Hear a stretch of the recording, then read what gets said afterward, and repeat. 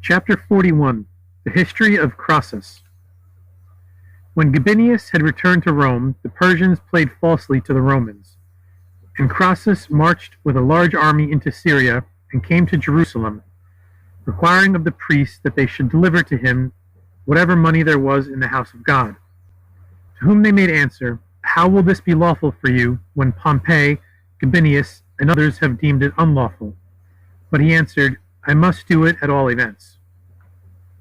And Eleazar the priest said to him, "Swear to me that you will not lay your hand upon anything which belongs to it, and I will give you 300 minae of gold." And he swore to him that he would take nothing from the treasure of the house of God, if he would deliver to him what he had mentioned. And Eleazar gave him a bar of wrought gold, the upper part of which had been inserted into the wall of the treasury of the temple, upon which were placed every year the old veils of the house, the new ones being substituted for them. And the bar weighed 300 minae of gold, and it was covered with the veils which were accumulated during a long course of years, being known to no one besides Eleazar. Crassus then, having received this bar, broke his word, going back from the agreement made with Eleazar, and he took all the treasures of the temple, and plundered whatever money was therein, to the amount of 2,000 talents. For this money had been accumulating from the building of the temple until that time, out of the spoils of the kings of Judah and their offerings, and also from the presents which the kings of the Gentiles had sent. And they were multiplied and increased in the lapse of years, all which he took. Then that vile Crassus went off with the money and his army into the country of the Persians, and they defeated him and his army in battle, slaying them in a single day. And the Persian army took as spoil everything which was in the camp of Crassus. After this feat they marched into the country of Syria, which they won, and detached from its submission to Rome, which the Romans learning sent a renowned general named Cassius with a great army, who arriving in the country of Syria drove out those of the Persians who were in it. Then proceeding to the holy city, he delivered Hyrcanus from the war which the Jews were waging against him, reconciling the parties. Afterwards, passing the Euphrates, he fought with the Persians, and brought them back to their subjection to the Romans. He also reduced to submission the 22 kings whom Pompey had subdued, and reduced under obedience to the Romans everything in the countries of the east. Chapter 42. The History of Caesar, King of the Romans. It is reported that there was at Rome a certain woman who was pregnant, who, being near to her delivery, and racked with most violent pains of childbirth, died.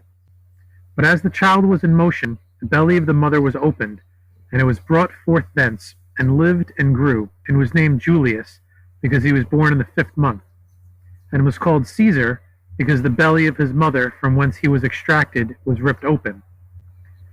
But when the elder of Rome sent Pompey into the east, he likewise sent Caesar into the west, to subdue certain nations which had revolted from the Romans. And Caesar went and conquered them, and reduced them to obedience to the Romans, and returned to Rome with great glory. And his fame increased, and his fairs became much renowned, and excessive pride took hold on him, wherefore he requested the Romans to name him king. But the elders and governors answered him, "Truly our fathers took an oath in the days of Tarquin the king, who had taken by force another man's wife, who laid hands on herself that he might not enjoy her, that they would not give the title of king to any of those who should be placed at the head of their affairs. On account of which oath, said they, we are not able to gratify you in this particular." Wherefore he stirred up seditions, and waged furious battles at Rome, slaying many people, until he seized on the throne of the Romans, and entitled himself king, putting a diadem on his head. From thenceforth they were called kings of the Romans. From their kingdom they were also called Caesars. Wherefore, when Pompey heard this news of Caesar, that he had slain the 320 governors, he collected his armies and marched into Cappadocia. And Caesar, going to meet him, engaged him, conquered and slew him, and gained possession of the whole territory of the Romans. After this, Caesar went into the province of Syria, whom Mithridates the Armenian met with his army, assuring him that he was come with peaceful designs, and was ready to attack whosoever enemies he should command. Caesar ordered him to depart into Egypt, and Mithridates marched till he came to Ascalon.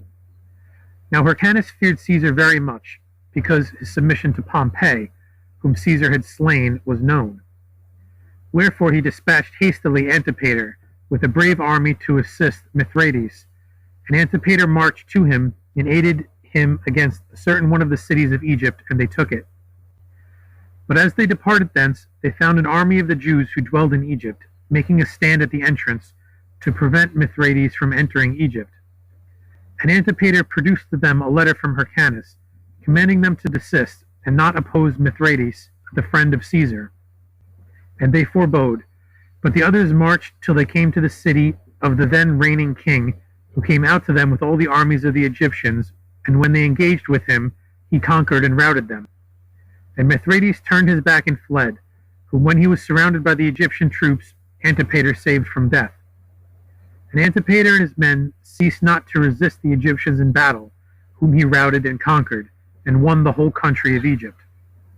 And Mithridates wrote to Caesar, showing him what Antipater had done, and what battles he had endured, and what wounds he had received, and that the winning of the country was to be ascribed not to him but to Antipater, and that he had reduced the Egyptians to obedience unto Caesar. And when Caesar had read the letter of Mithridates, he commended Antipater for his exploits, and resolved to advance and exalt him.